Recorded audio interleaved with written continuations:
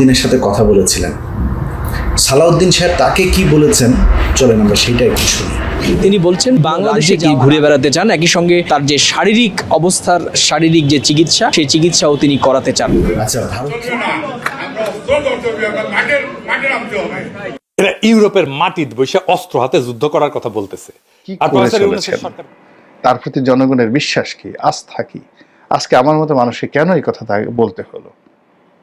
আল্লাহ আমাদের সবাইকে হেদায়েত দান করুন এবং দেশের বাইরে থেকে আজকের এই ভিডিওটি দেখার জন্য যারা প্লে করেছেন সবাইকে আন্তরিক শুভেচ্ছা ও অভিনন্দন। দর্শক শ্রোতা, শুরু থেকে কয়েকটি ভিডিও ক্লিপের অংশ দেখেছেন।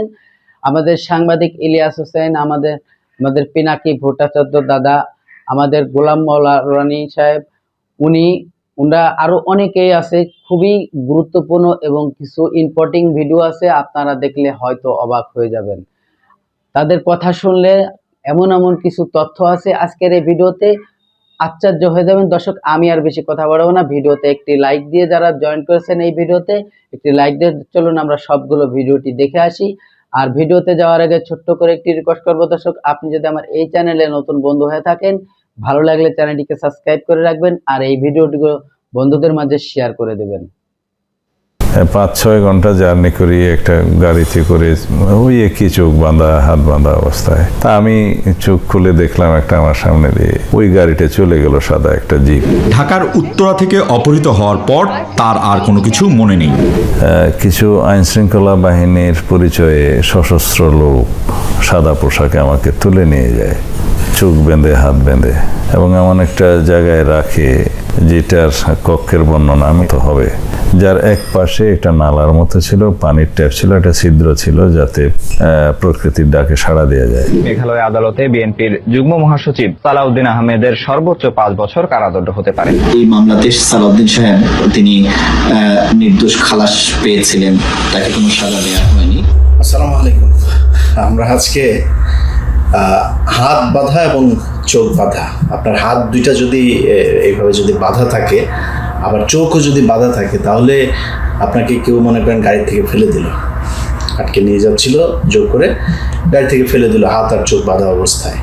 তো হাত যেহেতু বাঁধা, আপনি চোখ খুলবেন কিভাবে, এটা আপনাদেরকে আজকে শেখানো হবে।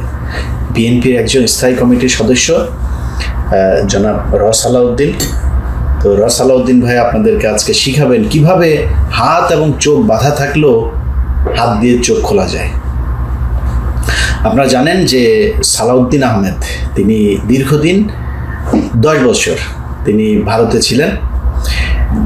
এই ভারতে থাকাকালীন আমরা মনে করি 1975 সালে ভারত শেখ হাসিনাকে নিয়ে যায়, সেখানে নিয়ে 6 বছর তাকে ট্রেনিং দেওয়া হয় এবং 1981 সালে তিনি আবার তাকে দেশে পাঠানো হয়। তারপর থেকে এই বাংলাদেশের যত অলক্ষী যা আছে সব কিছু এই দেশের উপরে ভর করেছিল এবং সবশেষ এই দেশটাকে ভারতের হাতে তুলেই দিয়েছিল শেখ হাসিনা, যার পুরো নজির আমরা গেল 15 বছরে দেখেছি। তো একই ধরনের ট্রেনিং এই সালাউদ্দিন আহমেদকে দেওয়া হয়েছে বলে আমরা মনে করি, এবং সেটা মনে করার পেছনে কতটা শক্তিশালী যুক্তি আছে সেটা আজকের ভিডিওতে আপনাদেরকে দেখাবো। একদম সালাউদ্দিন আহমেদের নিজের বক্তব্য, এগুলো আমি খুঁজে তারপর বের করেছি যে সে কত ডাহা মিথ্যা কথা তার এই গুম নিয়ে বলেছেন। সালাউদ্দিন আহমেদ কখনোই গুম হন নাই। সালাউদ্দিন আহমেদ ভারতের রাষ্ট্রীয় অতিথি হিসেবে সেই দেশে গিয়েছিলেন, সেই দেশে তাকে 10 বছর ট্রেনিং দেওয়া হয়েছে, এবং এই যে আজকে যেই বাংলাদেশে রয়ের যেই ক্রাইসিস, তাদের যেই একটা ভ্যাকিউম তৈরি হয়েছে, তাদের পক্ষে আওয়ামী লীগের লোকজন তো আর এখন নাই, তো নতুন করে কারা কাজ করবে, এই কাজ করার লোক হিসেবে তাকে যাতে নিয়োজিত করানো যায় সেই কারণেই তারা তাকে 10 বছর রেখেছিলেন এবং সেখানে তিনি ট্রেন্ড আপ হয়েছেন। এবং আসার পরে আপনারা নিশ্চয়ই দেখেছেন যে বেয়াদবের মতো ডক্টর মঈন খানকে টপকে তারপরে আপনার মাইক নিয়ে তারপরে তার কথা বলতে হবে। এই কথা তার না, এই কথা তাকে বলতে হবে। কারণ কি? এর কারণ তিনি যেই দিন উত্তরার যে বাসা থেকে তিনি আটক হয়েছিলেন, সেই বাসাতে তিনি এক নারীকে নিয়েছিলেন এবং ওই নারী সহ এই আইনশৃঙ্খলা বাহিনী তাকে ধরার পরে হতে পারে আমাকে যিনি এই বিষয়টা বলেছেন তিনি যেহেতু নিশ্চিত করেন নাই, বাট হতে পারে সেই মেয়েই হয়তো তাদের ট্র্যাপ, সেই মেয়েকে দিয়েই তার অবস্থান নিশ্চিত করা হয়েছে এবং সেখান থেকে তাকে ধরা হয়েছে। ধরার পরে সেগুলো ভিডিও করা হয়েছে এবং এখন সালাউদ্দিন যা বলছেন সব কিছু তাদের শিখিয়ে দেওয়া, এটার বাইরে তার যাওয়ার কোনো সুযোগ নাই, কারণ তাদের কাছে সেই মেয়ের তার সাথে সব ভিডিও টিডিও সব কিছু তাদের হাতে আছে, সে চাইলেও এখান থেকে বের হইতে পারবে না। আচ্ছা, এখন এটা আপনাদের সামনে আমার কোনো প্রমাণ নেই, আপনাদের বিশ্বাস করারও দরকার নাই, এটা আমার আলোচনার বিষয়ও না। আজকে আলোচনার বিষয় হচ্ছে সালাউদ্দিন আহমেদ যে গুম হন নাই সেটার প্রমাণ সালাউদ্দিন আহমেদ নিজে বলবে আপনাদেরকে আজকে। আচ্ছা, সালাউদ্দিন আহমেদ প্রথমে এটা নিয়ে কোনো দ্বিমত নাই, আইন শৃঙ্খলা বাহিনী বলেন, যারাই তাকে তুলে নিয়ে গেছে, তার পরিবার, তিনি, গণমাধ্যম, সব জায়গাতে আমরা একটা জিনিস শুনেছি, তিনি উত্তরের একটা বাসা থেকে আটক হয়েছিলেন। কারা আটক করেছে সালাউদ্দিন আহমেদকে? 12-14 ঘন্টা জার্নি, তারা কি কোনো কথা বলেছিল আপনার সঙ্গে নিয়ে আসার সময় গাড়িতে করে? এগুলো আমার সব চোখ কান বন্ধ ছিল, আমি জানি না। আচ্ছা, এটা খুবই যৌক্তিক একটা বিষয় যে ওনার যেহেতু চোখ, হাত পা সব বাঁধা ছিল, যে কারণে উনি দেখেন নাই যে কারা তুলে নিয়ে গিয়েছিল, যেহেতু তারা পরিচয় দেন নাই। এবার চলেন আমরা গণমাধ্যম ওই সময় কি বলেছিল। তার পরিবারের বরাত দিয়ে গণমাধ্যমকে জানানো হয়েছিল যে তাকে ডিবি পরিচয় দিয়ে ডিবির লোকজন তুলে নিয়ে গিয়েছে। শুনি আমরা সেই নিউজের ক্লিপটা। 2015 সালের 10ই মার্চ উত্তরার এক আত্মীয়র বাসায় অবস্থান করার সময় ডিবি পরিচয়ে সালাউদ্দিন আহমেদকে তুলে নেয়ার অভিযোগ করেছিলেন তার পরিবার। ওই বছরের মে মাসে ভারতের মেঘালয়ের শ্রীলং থেকে স্থানীয় পুলিশ সালাউদ্দিন আহমেদকে উদ্ধার করে। আচ্ছা, এখন ধরেন সালাউদ্দিন আহমেদ যেদিন ধরা পড়েন, ওই ধরা পড়ার পর থেকে আজকে পর্যন্ত, একদম যখন আপনি ভিডিও দেখছেন ততদিন পর্যন্ত বাংলাদেশের কোনো সংস্থা কিন্তু এখন পর্যন্ত স্বীকার করে নাই যে কারা নিয়ে গিয়েছে। বাট তিনি ভারতে গিয়েছেন, ভারতে তাকে ফেলে দিয়ে আসা হয়েছে শিলংয়ে। সো আমরা, এটা তো খুবই স্বাভাবিক যে ভারতীয় বাহিনী এটার সাথে জড়িত ছিল, কিন্তু বাংলাদেশের কোনো সংস্থা কিন্তু দেখা করেন নাই। তার মানে সালাউদ্দিন আহমেদ, তাকে ধরার আগেই সালাউদ্দিন আহমেদ জানতেন যে তাকে ডিবি পরিচয় ধরা হয়েছে, কারণ সালাউদ্দিন আহমেদকে নিয়ে যাওয়ার পরে তো আর কেউ স্বীকার করে নাই। সো তার পরিবার জানলো কোত্থেকে? তার মানে তার পরিবার ওই ধরার সময় তারা পরিচয় দিয়েছিল যে আমরা ডিবি থেকে এসেছি। সালাউদ্দিন আহমেদ বলেছেন তিনি, তার চোখ কান খোলা ছিল, বাধা ছিল, তিনি দেখেন নাই কারা ধরে নিয়ে গেছেন। আপনাকে তো বাড়িতে থাকতেই তারা পরিচয় দিয়েছে ডিবি, তিনি সেটা অস্বীকার করেছেন। কেন অস্বীকার করেছেন? আরও কত কিছু অস্বীকার করেছেন, সেটা ভিডিওতে দেখবেন। আমরা যারাই আটক করুক, এখান থেকে নিয়ে গেল। নিয়ে যাওয়ার পরে কি হয়েছে? সালাউদ্দিন আহমেদকে একটা ভিডিওতে এক সাংবাদিক জিজ্ঞেস করেছিলেন, এরপরে কি হলো, সালাউদ্দিন আহমেদ কি বলে শোনেন। ভারতে যাওয়ার বৈধ কোনো কাগজ দেখাতে পারেনি বিএনপির এই নেতা। পুলিশকে জানান ঢাকার উত্তরা থেকে অপহৃত হওয়ার পর তার আর কোনো কিছু মনে নেই। আচ্ছা, উত্তরা থেকে ওনারে ধরলো, এরপরে আর ওনার কিছু মনে নাই। আমরা এটা বিশ্বাস করি, উনি যেহেতু বলেছেন বিশ্বাস করি। এবার চলেন অন্য আরো গণমাধ্যমে উনি কি বলেছেন সেটা শুনি। কিছু আইন শৃঙ্খলা বাহিনীর পরিচয়ে সশস্ত্র লোক সাদা পোশাকে আমাকে তুলে নিয়ে যায়, চোখ বেঁধে হাত বেঁধে, এবং এমন একটা জায়গায় রাখে যেটার কক্ষের বর্ণনা আমি তো হবে, যার এক পাশে একটা নালার মতো ছিল, পানির ট্যাপ ছিল, একটা ছিদ্র ছিল যাতে প্রকৃতির ডাকে সাড়া দেওয়া যায়। রুফে একটা হাই পাওয়ার ভাল্ব, লোহার দরজা, নিচে খাদ্যদ্রব্য দেওয়ার জন্য একটা জায়গা, একটু ফাঁকা ছিল। আচ্ছা দেখেন, কিছুক্ষণ আগে সে বললো সে কিছুই জানে না, কিছুই মনে নাই, উত্তরা থেকে ধরার পরে আর কিছুই তার মনে নাই, বলতে পারবে না। আবার এদের কাছে বলছে যে তাকে কিভাবে কত ঘন্টা চালিয়ে গাড়ি চালিয়ে নিয়ে গেল সব তিনি জানেন। এই জায়গাতেও সমস্যা আছে। ধরেন আপনি যদি, যখন একদম ট্রাফিক নাই, তাকে মেঘালয় রাজ্যের রাজধানী শিলংয়ে পাওয়া গেল, তো বাংলাদেশ, তারা তো হেলিকপ্টারে নিয়ে যাওয়া হয়নি, গাড়িতে বাই রোডেই তাকে নিয়ে যাওয়া হয়েছে, নিজস্ব গাড়িতে, একদম যখন ট্রাফিক না থাকে। গণনা করতে পারে না। আর আমরা এই মধ্যে 4-5 মিনিট থেকে 10 মিনিটের মধ্যে ভোট গণনা করে কেন্দ্রে ঘোষণা দিয়ে দেই। এই জিনিসটা তো আমেরিকায় নেই। তো এই তাদের প্রায় 250 বছরের গণতান্ত্রিক অভিজ্ঞতায় তো সেটা অ্যাডজাস্ট করতে এখনো পারেনি। হুদারে আজকে হেভি ডলার দিচ্ছে পাবলিকে, মন খুশ হয়ে গেছে। আর একজন লাস্ট সিএসি কেও দিছে ডলার। যারা করেছেন তাদের অভিনন্দন। জুতার বাড়ি, গলায় জুতার মালা, এর চাইতে ভালো দৃশ্য আর হয় না। আয় ভাই বুকে আয়, বুকে আয়। উক যখন আদালতে নিয়ে যাবে না, উঠেও আর এক রাউন্ড দিবেন। পুলিশ বেড়া ওর হলো না এটা ক্রিকেট খেলার গার্ড করে দিয়েন, হ্যাঁ শেষে ক্ষুদ্র ভ্রাতারা বেশি উৎসাহে কালামানিকের মতো বিসি ফেটে দিলে মুশকিল। যদিও ওই বিসি ফেটলেই কি আর না ফেললেই কি, ডেট এক্সপার্ট বিসি ফেটে দিয়ে লাভ নাই। তাও কোয়া যায় না পুলিশ ভাইরা, তাই ওর বিসির হেফাজত করেন। তো প্রফেসর ইউনূস কইছে যে কামটা খুবই খারাপ হয়েছে। খারাপ তো বটেই, মন্দ কাজের না আকর্ষণ আছে স্যার, বুঝছেন? ওই যে একটা গান আছে না যে আইজ দুজনে মন্দ হলে মন্দ কি, তো বুঝাও তুমি আর কি, মন্দ হইলে অসুবিধা নাই। তো মুরব্বীরা অনেক কথাই বলেন, সব কথা শোনার দরকার নাই। হুদারে ডলা দেওয়াটা মারাত্মক ভালো কাজ হয়েছে, যারা করছে তাদের ভালোবাসা। এর পরের এপিসোডের জন্য রেডি হন। এইবার আসেন আজকার আলাপে। হাসিনা কোন এক্সিট প্ল্যান করেছিল, মানে হাসিনা পতনের আগে তার পরিকল্পনা কি আছিল যা সে বাস্তবায়ন করতে পারে নাই? এই প্রশ্নের উত্তর যদি পাই তাহলে আমরা অনেক রাজনৈতিক ধাঁধার ফল মিলাইতে পারবো। আমাদের কি করা উচিত সেটা বুঝবার পারবো। কি পরিকল্পনা ছিল সেটা এখন আস্তে আস্তে স্পষ্ট হচ্ছে। কি ছিল সেটা? তো কাঁড়াল রানীর পরিকল্পনা ছিল সে ক্ষমতা ছাইরা দিবে। ক্ষমতা ছাইরা দিবে। এই জুলাই আগস্ট বর্ষা বিপ্লব না হইলেও সে ক্ষমতা ছাইরা দিত। সে আর্মির হাতে ক্ষমতা দিয়ে চলে যাবে, এটা ছিল প্ল্যান। কারণ তার বিরুদ্ধে তো মানুষ খেপে উঠতেছিল। সে বুঝে, এটা পলিটিক্যাল ফ্যামিলির মায়া, তো ওটা বুঝে। তো এখন আওয়ামী লীগকে একটু পরিশুদ্ধ করে আবার নিয়ে আসবা লাগবে। তো ক্যাঙ্কা করে নিয়ে আসবি, এটাই হইতেছে তার প্ল্যান, বুঝছাও? সে আর্মির হাতে ক্ষমতা দিয়ে চলে যাবে। আমরা হাসিনার হাত থেকে রক্ষা পেয়ে আর্মির জয়ধ্বনি দিব। হ্যাঁ, আর্মি এনে গালাগালি করবে হাসিনাক। তারপরে খালেদা যে মুক্তি পাবেন, তারেক রহমানের সব মামলা খালাস পাবেন। আবার কিছু কিছু আওয়ামী লীগ পান্ডা ধরা পড়বে, আমরা একেবারে আরো জিন্দাবাদ দিব। জিন্দাবাদ ওয়াকা সাপ জিন্দাবাদ। ওটা আমি ঠোলা ধলা পড়বি ওই হারুন টারুন কিসিমের।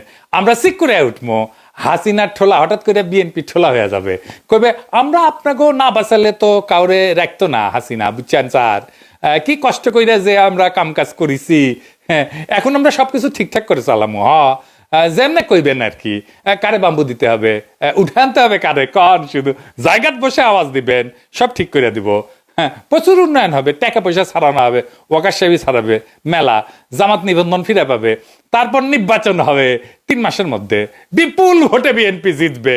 এর মধ্যে আপনি আয়নাঘরের কাউরে কালে দেখতে পারবেন না। আয়নাঘর ছিল, আছে, উঠে যাওয়ার লোকজন আছে, এটাও জানবেন না। গুমটুমের কথা ভুলে যাবেন। ইন্ডিয়া নিয়ে আপনি আর বিলা থাকবেন না, কারণ সে এই আর্মি সরকারকে অভিনন্দন জানাইতেছে আর উৎসাহ দিচ্ছে, করছে খুব ভালো করিচ্ছ, ভেরি গুড, চালে যাও।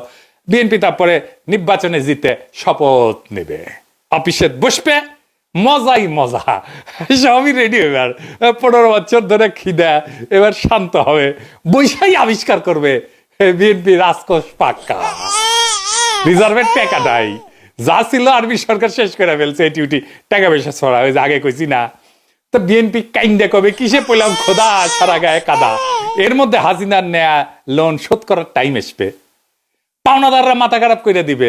এদের মধ্যে গোদের উপরে বিষ পড়ার মতো বিএনপি আবিষ্কার করবি যে হাসিনা মধ্যমায়ের দেশ বানায় যাওয়াতে আপনার এখন সুদ দিয়া বিশ্ব ব্যাংকের লোন নিতে হচ্ছে।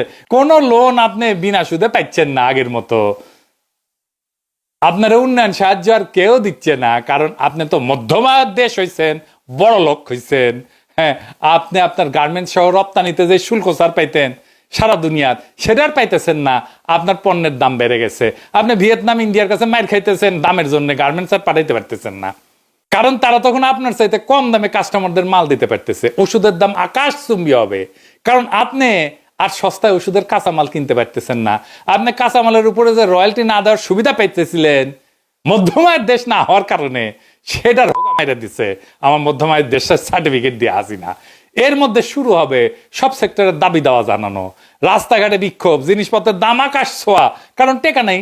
সরকার টাকা ছাপাইতেছে আর মূল্যস্ফীতি হইতেছে, চুরি ডাকাতি ছিনতাই বাড়বে অস্বাভাবিকভাবে। পুলিশ কোনো কাজ করবে না, কারণ ওইটা তো হাসিনার পুলিশ। আমলাতন্ত্র কোনো কাজ করতেছে না, এটা তো হাসিনার আমলা, তাই না? চারিদিকে অসন্তোষ, বিক্ষোভ, মিছিল, ধর্মঘট, ভাঙচুর, মারপিট। মাইনসে কয় আরে হাসিনার আমলে তো এসব ছিল না, ভালোই ছিলাম, আগেই ভালো ছিলাম, জিনিসপত্রের দামটা এত বেশি আসছিল না, মায়ের রাস্তাঘাটে মারপিট তো ছিল না, শান্ত ছিল। মতি মাহবুব 15 লর্ড দিল্লি স্টারে লিখবে আমরা কি বাংলাদেশ চেয়েছিলাম, জাফর ইকবাল গত্তা থেকে বের হয়ে বলবে শেখ হাসিনার হাতেই নিরাপদ বাংলাদেশ, চারিদিকে রব উঠবে হাসিনাক চাই হাসিনাক চাই, হাসিনা মুসকে হাসি দিয়ে কবে কেমন লাগে আমি তো ভালো না ভালো লইয়া থাকো, আমি নাই আর এর মধ্যে। আমি এই দেশের মানুষে খারাপ আর অকৃতজ্ঞ। আমার বাপ এই দেশ স্বাধীন করে দিয়ে গেল আর আমার বাপকে এইভাবে মেরে ফেলা হয়। এই দেশকে আমি কোথায় নিয়ে গেছিলাম? মধ্যমায়ের দেশ করে দিয়ে গেছিলাম, আমার পিছনে সবাই লাগলো। কি অপরাধটা কি আমার? দেশকে উন্নত করতেছিলাম, সেটাই কি আমার অপরাধ? দেশবাসীর কাছে আমি বিচার চাই। কি অপরাধটা কি করেছি যেখানে আমি মানুষের ভাগ্য পরিবর্তনের কাজ করে যাচ্ছি, মানুষের জীবন মান উন্নয়ন করেছি? তারপর কবে ঠিক আছে ঠিক আছে, এত করে যখন সবাই কইতেছেন এত, তারপরে আমি তো শেখ মুজিবের কন্যা, বঙ্গবন্ধুর কন্যা, তাইলে বিএনপির হটান, দেখি কি করা যায়। বিএনপির বিরুদ্ধে গণ অভ্যুত্থান হবে, বিএনপি বিদায় হবে গণ অভ্যুত্থানে, আওয়ামী লীগ ক্ষমতায় এসে বলবে আরে দেশ তো ধ্বংস করে দিয়ে গেছে, ওই বাপের মতো সোরাদি বডিগার্ডের মতো করে কইবে ফেরাউনের দল সব শেষ করে দিয়ে গেছে, টেমপ্লেট লেখা আছে, আগের মতোই কবে আর কি। শুনেন ওর বাপ কি কইছিল, শুনেন পাকিস্তান চলে যাওয়ার পরে। চাল নাই, ডাল নাই, রাস্তা নাই, রেলওয়ে ভেঙে দিয়ে গেছে, সব শেষ করে ফেরাউনের দল সব শেষ করে দিয়ে গেছে। পাকিস্তান কিছুই নষ্ট করে নাই, সব যেমন ছিল তেমনই আছে। মিছা কথার মিছা কথা, শালা জাউরার এটা আবার চলবে চেতনা বিক্রি, গণ অভ্যুত্থানের চেতনা বিক্রি। এইভাবে সে তার সমস্ত অপরাধ থেকে মুক্তি পেয়া আবার বাংলাদেশের রাজনীতিতে অধিষ্ঠিত হইবে। এই সিনেমায় চলার কথা ছিল, এই জন্যই বনজামাই ওয়াকারে বসানো হয়েছিল সেনা প্রধান কইরা। কিন্তু আসসালামু আলাইকুম রহমতুল্লাহি ওবরকাতুহু। সম্মানিত দর্শক, আমার আজকের এই ভিডিওটি মূলত সেনা প্রধান জনাব ওয়াকারুজ্জামান, জেনারেল ওয়াকারুজ্জামানকে উদ্দেশ্য করে। গত সেই জুলাই আগস্ট বিপ্লবের পর থেকে আজ অবধি জনাব ওয়াকারুজ্জামান যা কিছু করেছেন, যা কিছু বলেছেন, আমি কায়মন বাক্যে তা বিশ্বাস করেছি এবং তার প্রতি আমার অগাধ আস্থা এবং বিশ্বাস এটা এখনো অটুট রয়েছে।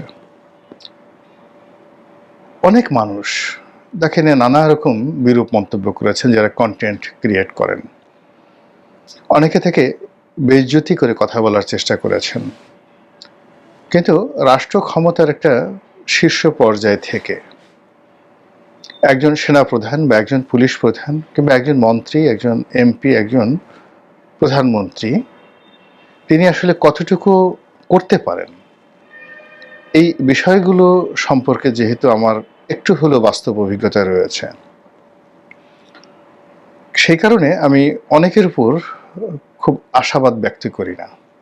এক, দুই নম্বর হলো যে কাউকে সম্মান জানানোর ক্ষেত্রে বা কাউকে নিয়ে কটূক্তি করার ক্ষেত্রে আমি সতর্কতা অবলম্বন করি, যেন আমার কোনো কথা দ্বারা, কর্ম দ্বারা কোনো মানুষের পথে বাধা এবং বিঘ্ন তৈরি না হয়।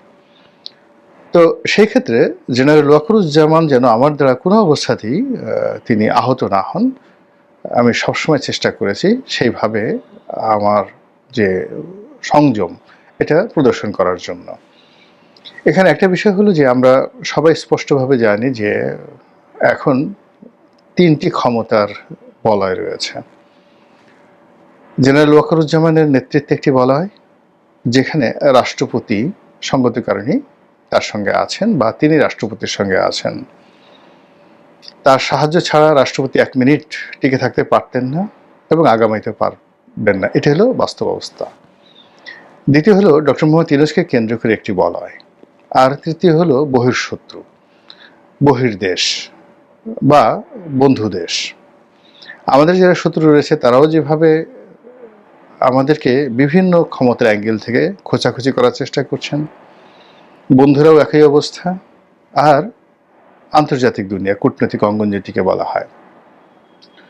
তো এত কিছু তাপ এবং চাপের মধ্যে একজন লোকের পক্ষে দায়িত্ব পালন করা, কর্তব্য পালন করা সত্যিকার অর্থে কঠিন একটা বিষয়।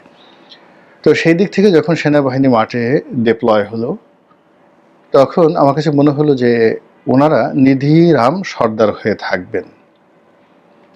এর কারণ হলো আমরা সেই 2018 সনে যখন সেনা ডিপ্লয় হয়েছিল, তখন সেনাবাহিনীর যে অসহায়ত্ব দেখেছি, ক্ষেত্র বিশেষে লোভ দেখেছি, লালসা দেখেছি। এবং জেনারেল আজিজ ওই সময়টিতে শেখ হাসিনার আজ্ঞাবহ একজন জেনারেল হিসেবে একটি বাহিনীকে যতটা নিচে নামানো সম্ভব ততটা নিচে নামিয়েছেন। এবং উপজেলা পর্যায়ে যারা দায়িত্বরত ছিলেন তারা কি মেজর ছিলেন না লেফটেন্যান্ট কর্নেল ছিলেন আমি বলতে পারবো না, কিন্তু তারা উপজেলাতে পুলিশের যে দায়িত্বরত ওসি রয়েছেন, সেই ওসি এবং টিওনো, তাদের কমান্ডের বাইরে তাদের একটা টু শব্দ করার কোনো ক্ষমতা ছিল না। ওসি সাহেব একটা ছাগল পাঠিয়ে দিতেন, সেটা জবাই করে সেনা সদস্যরা সেই যেখানে ক্যাম্প করেছিলেন সেখানে তারা খাওয়া দাওয়া করতেন, পোলাও কোরমা খেতেন, এর বাইরে তাদের কোনো ডিউটি ছিল না। 2018 সনে সেই সেনা সদস্যদেরকে যে একটা অবমাননাকর অবস্থায় ফেলে দেওয়া হয়েছিল, যাদের মধ্যে দেশপ্রেম রয়েছে, আত্মমর্যাদা রয়েছে এবং যারা সেনাবাহিনীর ঊর্ধ্বে এবং সেনাবাহিনীর র্যাঙ্ক এবং ব্যাজ এই দুটোকে তাদের মর্যাদার প্রতীক মনে করেন, তারা 2018 সনের নির্বাচনের মাঠে যে বিরূপ অবস্থার মধ্যে পড়েছিলেন ওটাকে তারা কিয়ামত পর্যন্ত ভুলতে পারবেন না। তো এই জন্য এবার যখন সেনা ডিপ্লয় করা হলো, অন্যকে কি বলেছেন জানি না, আমি প্রথম দিন থেকে বলেছি যে সেনাবাহিনীর ম্যাজিস্ট্রেসি পাওয়ার দরকার হবে। ম্যাজিস্ট্রেসি পাওয়ার ছাড়া তারা কিছুই করতে পারবে না। এখন আমার কথাই হোক কিংবা অন্য যে কোনো পরিবেশ পরিস্থিতির কারণেই হোক, সরকার তাদেরকে ম্যাজিস্ট্রেসি পাওয়ার দিয়েছে, এটা নজিরবিহীন বাংলাদেশে।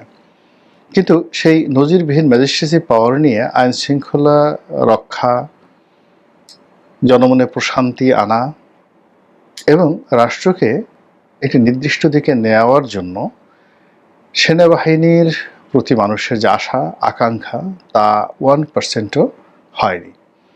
এখানে কিছু সস্তা জিনিস হয়েছে, কাউকে লাঠি দিয়ে পেটানো হচ্ছে, কারো হেলমেট আছে কিনা তা চেক করা হচ্ছে, কিন্তু সত্যিকার অর্থে কোনো একটি এলাকাতে সেই এলাকার পরিবেশ পরিস্থিতি রাষ্ট্রের অনুকূলে আনা, আইন শৃঙ্খলা মানে যাকে বলা হয় শান্তিপূর্ণ করা, এই কাজটি সেনাবাহিনী করেনি।